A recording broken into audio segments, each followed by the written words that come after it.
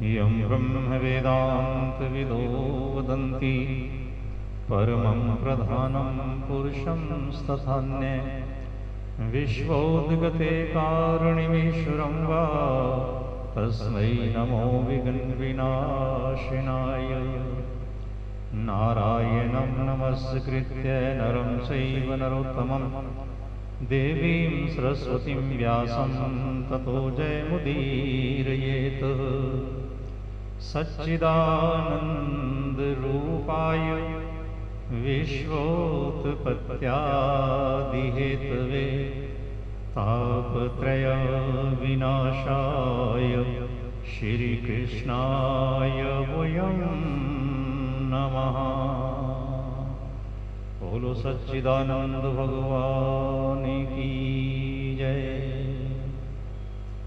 आज बुधवार, कार्तिक महीना, कृष्ण पक्ष, तृतीया तिथि, विक्रमी संवत 2079 ईस्वी सन 2022, अंग्रेजी तारीख 12 अक्टूबर, आश्विन प्रविष्टा 26।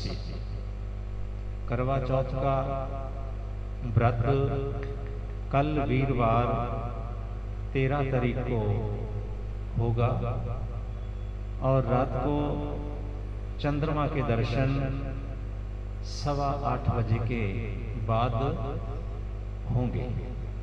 करवा चौथ का व्रत इस बार चौथ तिथि में ही आ रहा है, तो 13 तारीख वीरवार को करवा चौथ का व्रत है। जो भी व्रत की विधि, जो व्रत का नियम, वो कल की कथा में प्रातःकाल बताया जाएगा। ओम नमो भगवते वासुदेवाय। श्री नारद उवाच दीपदानस्य महात्म्यं कार्तिकेयी पितामह। देवऋषि नारद जी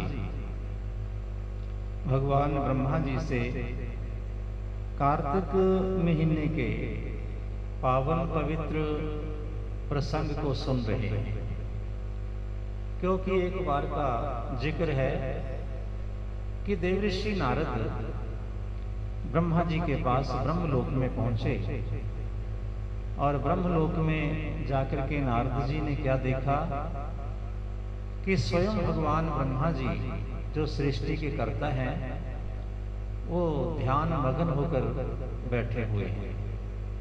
नारद जी के मन में कुछ संदेह पैदा हुआ और नारद जी ने पूछा कि हे पितामह,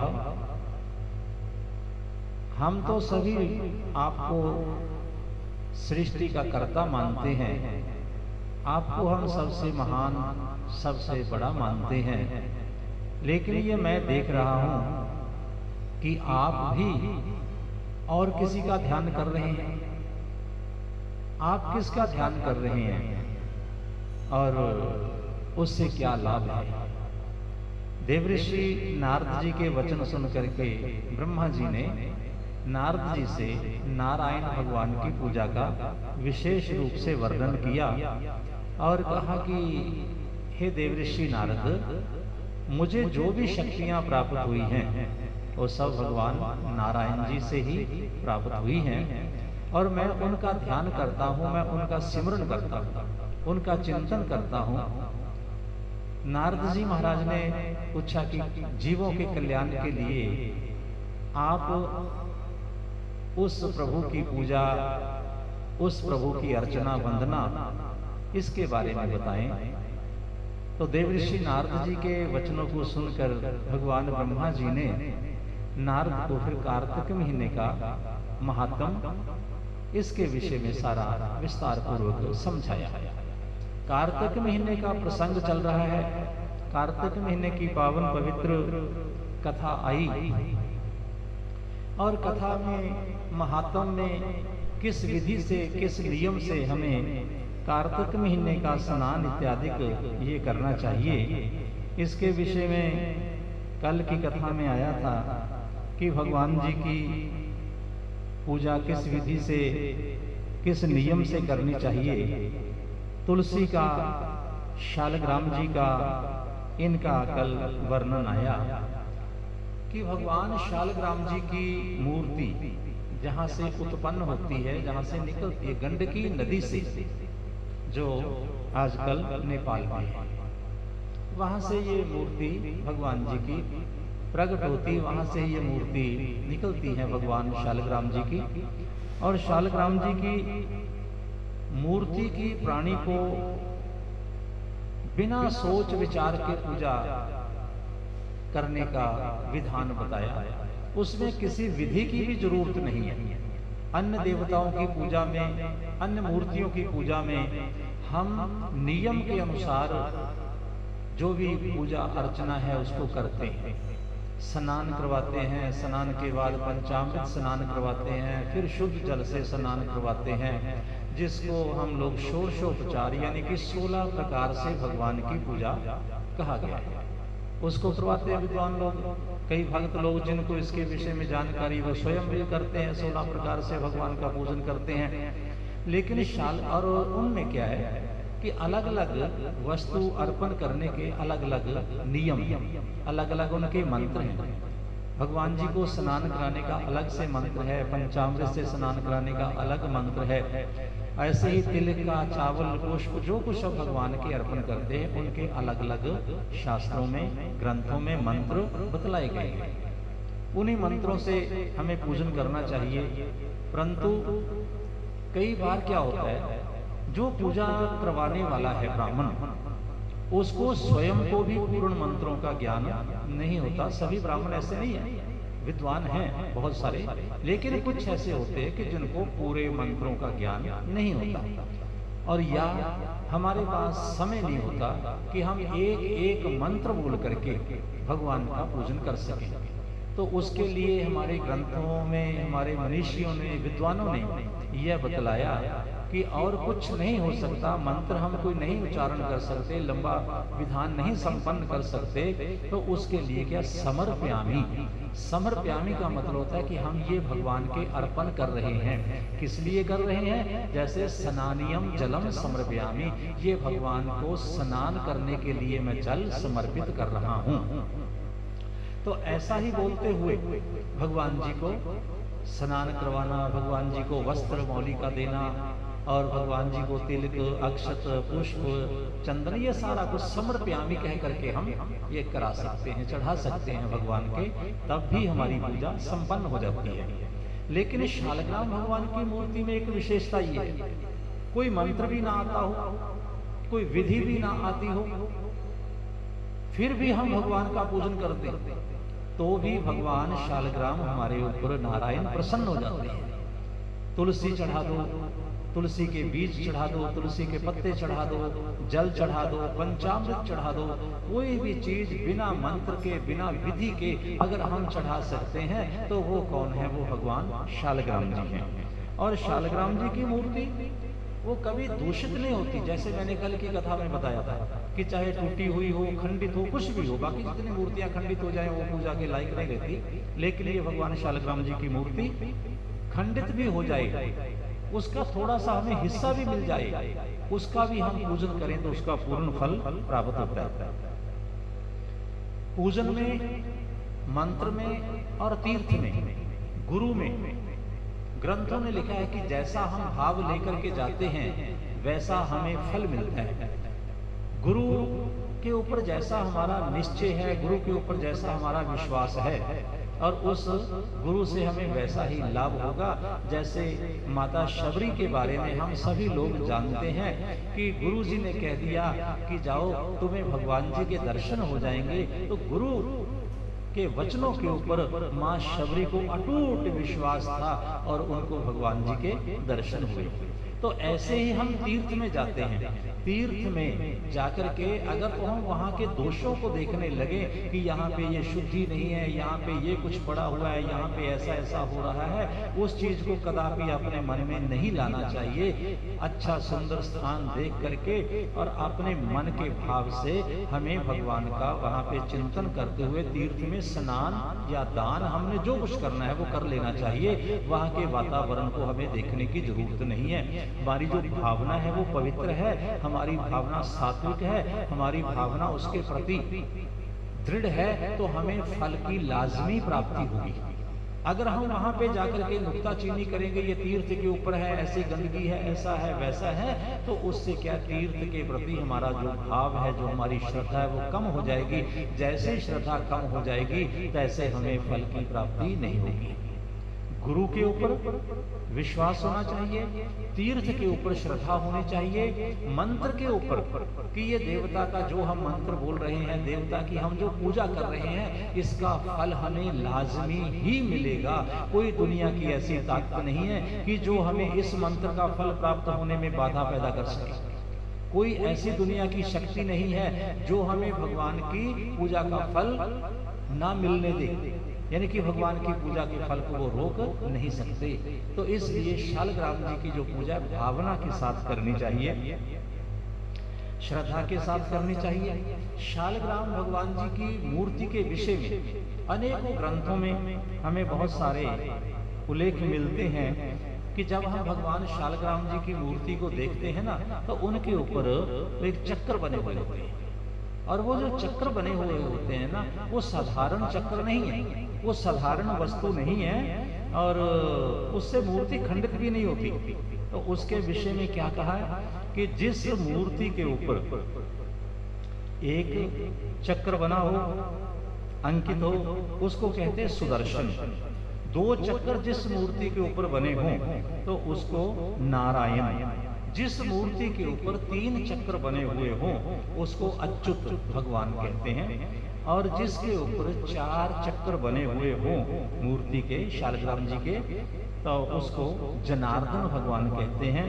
5 चक्र जिस मूर्ति के ऊपर बने रहते हैं उनको कहते हैं वासुदेव, और 6 चक्र जिस मूर्ति के ऊपर रहते हैं उसको कहते हैं प्रद्युम्न। 7 चक्र से जो सुशोभित मूर्ति है उसको संकर्षण। 8 चक्रों से युक्त जो मूर्ति है उसको पुरुषोत्तम, और 9 चक्र हैं जिस मूर्ति के ऊपर उसको कहते हैं नवव्यूह, और 10 चक्र जिस मूर्ति के ऊपर बने हुए हैं उनको कहते हैं 10 अवतार। यानी कि भगवान के 10 स्वरूपों की पूजा करने का फल एक शालग्राम जी की मूर्ति जिसके ऊपर 10 चक्र बने हुए हों उसी से हमें प्राप्त हो जाता है। और शालग्राम भगवान की मूर्ति के लिए किसी स्थान की आवश्यकता नहीं है कि यह मंदिर में रखी हुई हो या हमारे घर में रखी हुई हो। शालग्राम भगवान की मूर्ति जहाँ पे भी रखी जाती है, जहाँ पे भी ये मूर्ति मिल जाए, तो कार्तिक महात्म में ये लिखा हुआ है कि सभी जगह पर भगवान की मूर्ति पूजने लायक है। चाहे वो कैसा भी देश हो, कैसी भी जगह हो, कैसा भी स्थान हो, चाहे स्थान भी शुद्ध ना हो, देश भी शुद्ध ना हो। अगर आज हम मुस्लिम कंट्री में कहीं पे चले जाएं तो वहाँ पे हमें शालग्राम भगवान की मूर्ति की पूजा के लिए चारों तरफ देखना पड़ेगा कहाँ पे हम जाकर के पूजा करें, हमें स्थान की शुद्धि की आवश्यकता है नहीं। शालग्राम भगवान की मूर्ति जहाँ पे भी है वो जगह स्वयं अपने आप शुद्ध हो जाती है। जैसे सूरज का प्रकाश होने से अंधेरा स्वयं दूर हो जाता है, अंधेरे को दूर करने की जरूरत नहीं रहती, ऐसे ही भगवान शालग्राम जी की मूर्ति जहाँ पे भी विराजमान हो जाती है, जहाँ पे हम रख करके इनका पूजन करते हैं, तो वहाँ की जगह, वहाँ का स्थान स्वयं अपने आप परम शुद्ध हो जाता है। तो भगवान की पूजा करने के बाद शालग्राम जी की जीव को सभी सिद्धियों की प्राप्ति होती है, जन्म मरण के बंधन से जीव मुक्त होता है। और जो मनुष्य वीणा, जिसको हम लोग सितार बोलते हैं, सितार लेकर के भगवान के सामने गायन करना, और वेणु, वेणु कहते बांसुरी, बांसुरी से भगवान के सन्मुख बजाना बांसुरी को और कीर्तन करना, नाचना, ये जितने भी साधन हैं, ये सारे के सारे कार्तिक महीने में भगवान को प्रसन्न करने वाले हैं। देवर्षि नारद जी से भगवान ब्रह्मा जी सुना रहे हैं कि जो कोई जीव भगवान के सन्मुख साज बजा करके भगवान का कीर्तन करता है तो उसको हरि लोक की यानी कि वैकुंठ लोक की प्राप्ति हो जाती है। वासुदेव भगवान के सामने मृदंग बजाते हुए जो जीव नाचता है, गाता है, वो भगवान को अति ज्यादा प्यारा हो जाता है। क्योंकि भगवान जी से नारद जी ने एक बार पूछा था ना, आप सभी लोग जिसकी कथा बार बार श्रवण करते हैं, कि नारद जी ने कहा प्रभु आपको मिलना हो तो कहाँ पे आप मिलते हो? योगियों के हृदय में मिलते हो या आप वैकुंठ लोक में मिलते हो? कहाँ पे आपको मिल सकते हैं? अगर कोई जल्दी जल्दी में आपसे बात करनी हो, मिलना हो तो। प्रभु ने बहुत ही सुंदर उत्तर दिया। और यहाँ पे भगवान अपने गायन करने वालों के, अपना संकीर्तन करने वालों की महिमा का बखान करते हैं। और क्या कहते हैं कि ऐ नारद, नाहम वसामि वैकुंठी, वैकुंठ लोक में मैं वास नहीं करता। योगिन हृदय नहीं बचे, योगियों के हृदय में भी मैं नहीं रहता। तो कहाँ पे रहते हो महाराज? सुखदेव जैसे मुनि कहते वो भी ठीक है, मेरा चिंतन करते हैं, लेकिन उनके हृदय में मैं कभी कभार प्रकट होता हूँ, सदैव नहीं रहता। तो कहते सदैव कहाँ पे रहते हो प्रभु? तो भगवान जी ने कहा कि मद भक्त्या यत्र गायन्ति, जहाँ पे मेरे भक्त मेरा गायन करते हैं, मेरा संकीर्तन करते हैं, मेरी कथा करते हैं ना, तो तत्र तिष्ठामि नारद, ऐ देवर्षि नारद, वहां पे मैं किसी ना किसी रूप में हर समय विद्यमान रहता हूँ। तो जहाँ पे भगवान का सत्संग होता है, जहाँ पे भगवान का कीर्तन होता है, जहाँ पे भगवान को नाच करके गा करके प्रसन्न करने का यत्न किया जाता है ना, तो वहां पे भगवान स्वयं आकर के वास करते हैं। जहाँ भक्त कीर्तन करें, बहे प्रेम दरिया, तहाँ हरि वासा करें सत्य लोक से। तो ऐसा कई कवियों ने लिखा है कि जहाँ पे प्रेम की गंगा बह रही हो, जहाँ पे भगवान की कथा हो रही हो, जहाँ पे भक्त लोग नाच करके गा करके भगवान का भजन कर रहे हो, तो उस कीर्तन को, उस भजन को, उस कथा को सुनने के लिए स्वयं भगवान नारायण वैकुंठ लोग छोड़ करके उसी स्थान पर विराजमान हो जाते हैं। तो भक्ति भावना से भगवान का पूजन कीर्तन ये करना चाहिए। और जो प्राणी धूप से, और धूप में एक विशेष लकड़ी आती है जिसको कहते हैं अगर, हवन सामग्री तैयार होती है, जब धूप तैयार होती है ना, तो उसमें कई प्रकार की औषधियां डाली जाती है, अगर, तगर, नागर मोथा, कांचरी, कपूर, ये बहुत सारी वस्तुएं हैं जिनको मिला करके ये धूप या हवन सामग्री तैयार की जाती है। तो उनमें एक अगर नाम की औषधि होती है, उससे भगवान का पूजन करने वाला भगवान के धाम को प्राप्त करता है और उसको दोबारा माता के गर्भ में वास नहीं करना पड़ा। कार्तिक महीने में जो भी कोई जीव भगवान के मंदिर की परिक्रमा करते हैं, भगवान के मंदिर की प्रदक्षिणा करते हैं, तो उन जीवों को भी माता के गर्भ में वास नहीं करना पड़ता। ग्रंथ लिखते हैं कि यानी कानी च पापानि जन्मांतर कृतानि च तानि सर्वाणि नश्यन्ति, हमारे जन्म जन्मांतर के किए हुए जो पाप हैं, भगवान जी की परिक्रमा करने मात्र से वो नष्ट हो जाते हैं। और कार्तिक के महीने में भगवान के मंदिर की परिक्रमा करना, भगवान के विग्रह की पूजा और परिक्रमा करना, पीपल की परिक्रमा करना, तुलसी की परिक्रमा करना, सन्यासी की परिक्रमा करना, ये जब अक्षय तृतीया का, जिसको हम आंवला नवमी भी कहते हैं ना, आंवला नवमी का, जिस दिन परिक्रमा नवमी का महात्म आएगा, तो उस दिन ये सारा वर्णन उसमें मिलता है कि किस किस देवता की कैसे कैसे परिक्रमा करनी चाहिए। तो यहाँ पे बताया गया कि गौशाला की परिक्रमा करना, मंदिर की परिक्रमा ये प्रारंभ से ही कर देनी चाहिए। कई जगह पर तो माताएं जिनके पास समय है और जिन माताओं बहनों का शरीर भी तंदुरुस्त है ना, वो तो माला लेकर के भगवान जी के मंदिर की अपनी शक्ति के अनुसार 108 परिक्रमाएं नित्य प्रति करती है। पीपल की परिक्रमाएं भी करती हैं, तुलसी की भी 108 परिक्रमाएं करती हैं, और भगवान जी के मंदिर की भी 108 परिक्रमाएं कई माताएं नित्य प्रति करती हैं। अगर नित्य प्रति इतनी ना हो सके तो यथा शक्ति जितना अपने शरीर में बल हो उस बल के अनुसार अपनी शक्ति के अनुसार परिक्रमाएं करनी चाहिए, क्योंकि 4 परिक्रमाएं धर्म अर्थ काम और मोक्ष को देने वाली हैं। कार्तिक के महीने में दीपदान करना, भगवान के मंदिर में दीपदान करना, तुलसी पीपल के ऊपर दीपदान करना, और फिर किसी पुराने पेड़ के पास दीपदान करना, किसी अपने मित्र के घर में दीपदान करना, किसी विद्वान के घर में, किसी देवालय में दीपदान करना। ये लोग पहाड़ के ऊपर दीपदान करना, तालाब के ऊपर दीपदान करना। दीपदान करने वाला प्राणी कभी भी दुर्गति को प्राप्त नहीं होता और उसके घर में कभी लक्ष्मी की कमी नहीं आती। जहां पर निरंतर दीपक जलता है ना, तो वहां पे लक्ष्मी दिन प्रतिदिन बढ़ती रहती है। और जिस घर में अखंड दीप जलता है तो उस घर में कभी भी लक्ष्मी माता नाराज होकर के उस घर को छोड़ करके नहीं जाती। चाहे हम कुछ भी किसी प्रकार की भी हमसे कोई गलती हो जाए तो भी माता उसको क्षमा कर देती है। तो अखंड दीप दान करते रहना चाहिए, अपने शक्ति हो। नहीं तो कार्तिक के महीने में अखंड दीप दान कई जगहों पर ऐसे आज भी कर रहे हैं। कई तो पंच भीषम जो अंत में आते हैं, 5 दिन पंच भिखु भी जिसको बोलते हैं कई लोग, उन्हीं में ही अखंड दीपक जलाते हैं। और कई भक्त लोग ऐसे भी हैं ग्रंथों के अनुसार कि कार्तिक का पूरा महीना अखंड दीपदान भगवान के सन्मुख करना, वो दीपक हमेशा जलता रहना चाहिए।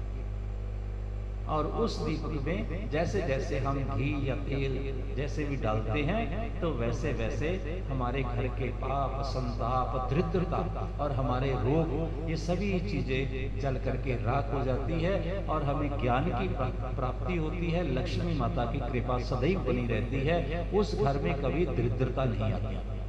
तो दीपदान ये करना चाहिए। भगवान जी के मंदिर की सेवा, आजकल हम लोग भगवान जी के मंदिर में जाते तो जरूर हैं, और जो कुछ हमारे पास होता है हम उन वस्तुओं को भी कई बार वहीं पे छोड़ करके आ जाते हैं। लेकिन यहाँ पे ग्रंथों में ये वर्णन है कि भगवान जी के मंदिर को साफ करना, भगवान जी के मंदिर में पोछा लगाना, भगवान जी के मंदिर में झाड़ू लगाना, भगवान जी के मंदिर में वस्त्र आदि लेकर के और उससे मंदिर की सफाई करनी। ये कथा आपको आगे सुनाई जाएगी कि भगवान के मंदिर की सफाई करने मात्र से किस पुण्य की प्राप्ति होती है। और हम लोग जिसको तुच्छ कार्य समझते हैं ना, आगे कथा आएगी कि राजा कैसे भगवान के मंदिर की नित्य प्रति सफाई अपने हाथों से खुद किया करते थे। वो कथा आगे प्रसंग आएगा। तो भगवान के मंदिर में मार्जन यानी कि झाड़ू बहारना, पोछा लगाना, ये कार्य भगवान को बहुत जल्दी प्रसन्न करते हैं। पूर्व जन्म के किए हुए जो पाप हैं, भगवान के मंदिर की सफाई करने से, भगवान के मंदिर में झाड़ू लगाने से वो सभी जो पाप संताप हैं भगवान की कृपा से दूर हो जाते हैं। इसके अतिरिक्त कार्तिक के महीने में अपने पापों को, पाप भी हमारे कई प्रकार के होते हैं, कई पूर्व जन्म के पाप हैं, और उन पूर्व जन्म के पापों से मुक्ति प्राप्त करने के लिए हमें बहुत सारे व्रत बतलाए गए हैं कार्तिक के महीने में। और कई बार हम सोचते हैं कि पिछले जन्म के पाप हैं, इसको हम कैसे जान सकते हैं? तो कर्म विपाक नामक ग्रंथ है, उसमें ये सारा विस्तार पूर्वक वर्णन आता है। और उसके विषय में ये भी बताया गया है कि कौन सा कर्म करने से हमें इस जन्म में कौन सा रोग पैदा होता है। ये कर्म विपाक संहिता नाम का ग्रंथ है, उसमें ये सारा वर्णन मिलता है। तो पिछले जन्म के कर्म थोड़ी सी मैं आपको बात जो बताता हूँ। कईयों को हम देखते हैं कि जन्मजात आंखों से दिखाई नहीं देता, किन्हीं से बोला नहीं जाता, कोई जन्मजात अपंग है, कोई जन्मजात सुन नहीं सकते हैं, कोई जन्मजात अंग भंग पैदा होते हैं जीव। तो ये क्या है? ये पूर्व जन्मों के पाप हैं।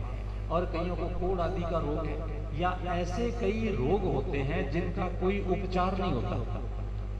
हम औषधि भी लेते हैं, दवाई लेते हैं डॉक्टर से, लेकिन उसका हमें कोई लाभ नहीं होता। हम किसी पंडित जी से पूछ करके, किसी ज्योतिषी से पूछ करके उसका दान करते हैं, मंत्र जाप भी करते हैं, लेकिन फिर भी उसका हमें पूर्ण रूप से लाभ प्राप्त नहीं होता। तो वो क्या है? वो हमारा कर्म, वो हमारे कर्म का जो हमें दुख है वो प्राप्त होता है, और उसको कहते हैं कर्म भोग। कर्म का फल ये भोगना पड़ता है। लेकिन कार्तिक महीने में कुछ व्रत ऐसे बतलाए गए हैं जो हमारे जन्म जन्मांतर के कर्मों को भी भस्म कर देते हैं, बुरे कर्मों को जला करके राख कर देते हैं।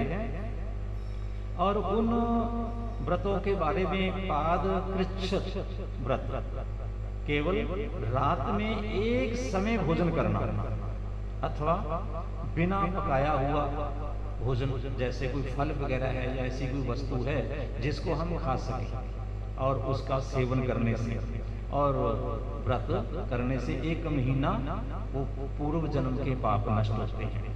उससे भी जो बड़े पाप हैं, इसको 3 बार करने से प्रजापति नाम का व्रत होता है। और अति कृच्छ्र व्रत, हाथ में जितना अनाज आ जाए, हाथ में जितना अन्न आ जाए उसी का ही भोजन करना, ज्यादा भोजन नहीं करना।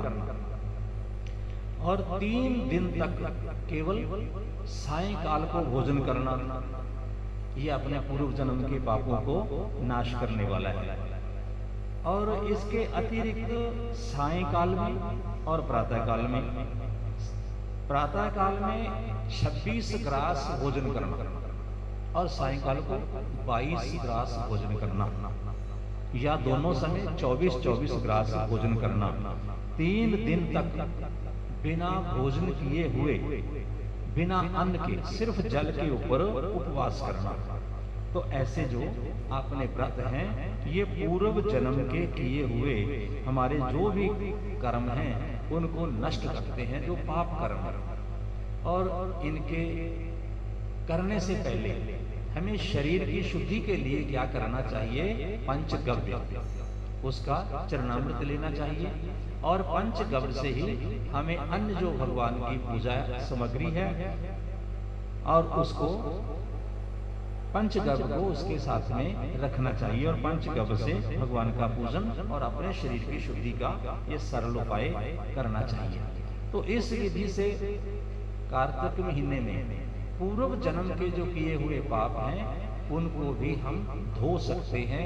ये ब्रह्मा जी महाराज ने स्वयं देवऋषि नारद जी से बताया था कि हे देवऋषि नारद, पूर्व जन्म के पापों को भी हम कार्तिक महीने में अपना इन व्रतों के द्वारा दूर कर सकते हैं। तो ये कार्तिक का पावन पवित्र महीना है, क्योंकि इस महीने में जितने व्रत, जितने पर्व आते हैं, अन्य और किसी भी महीने में, किसी भी मास में इतने अधिक व्रत नहीं आते। अगर हम प्रारंभ से देखें तो पूर्णमासी वाले दिन से, जिसको हम शरद पूर्णिमा कहते हैं, तभी से ही ये व्रत शुरू हो जाते हैं। उस दिन भगवान ब्रह्मा जी का है। और इसके उपरांत अभी कल को करवा चौथ का व्रत है, तो करवा चौथ के व्रत के लिए जो कथा है वो आपको कल को सुनाई जाएगी। तो इसके लिए जो संक्षिप्त नियम ये है कि तीज वाले दिन, तृतीया को सायंकाल भगवान का चिंतन करते हुए, भगवान का भजन करते हुए और शुद्ध होकर के अपना रात्रि को शयन करना चाहिए। जितनी देर तक जागते रहें उतनी देर तक भगवान का नाम उच्चारण करना चाहिए, भगवान का सत्संग करना चाहिए। प्रातः काल चतुर्थी वाले दिन उठ करके, चौथ वाले दिन उठ करके, और सबसे पहले नीचे जमीन के ऊपर हाथ रख करके फिर अपने मस्तक को लगा करके और भगवान गणेश जी का ध्यान करते हुए अपने व्रत की निर्विघ्नता पूर्वक संपन्नता के लिए बड़ों से आशीर्वाद लेना चाहिए और फिर स्नान वगैरह करके, स्नान संध्या वंदन इत्यादि करके भगवान गणपति जी का पूजन करना चाहिए और गणपति जी का पूजन करके अपने व्रत का शुभारंभ करना चाहिए। और इस व्रत में ज़्यादा से ज़्यादा सात्विक भाव और ये रखने चाहिए और बुजुर्गों का विशेष रूप से आशीर्वाद लेना चाहिए। भगवान गणपति जी महाराज का पूजन और ओम गंग गणपते नमः, सबसे छोटा गणपति जी का ये बीज मंत्र है। अगर अन्य कोई मंत्र आता हो तो उसको भी हम उच्चारण कर सकते हैं, उसका पाठ भी कर सकते हैं, लेकिन अगर और कुछ ना हो सके तो ओम गंग गणपते नमः इस मंत्र का जाप इस विधि विधान से या नियमानुसार करना चाहिए। तो करवा चौथ की कथा, करवा चौथ का महात्म ये कल की कथा में प्रसंग आएगा और ऐसे ही भगवान सभी को अपने चरणों की भक्ति प्रदान करें और इस कथा के श्रवण मात्र से जीव अपने मन के और अपने बुद्धि के अंधकार को दूर करने में सफल होता है। बोलो सच्चिदानंद भगवान की जय।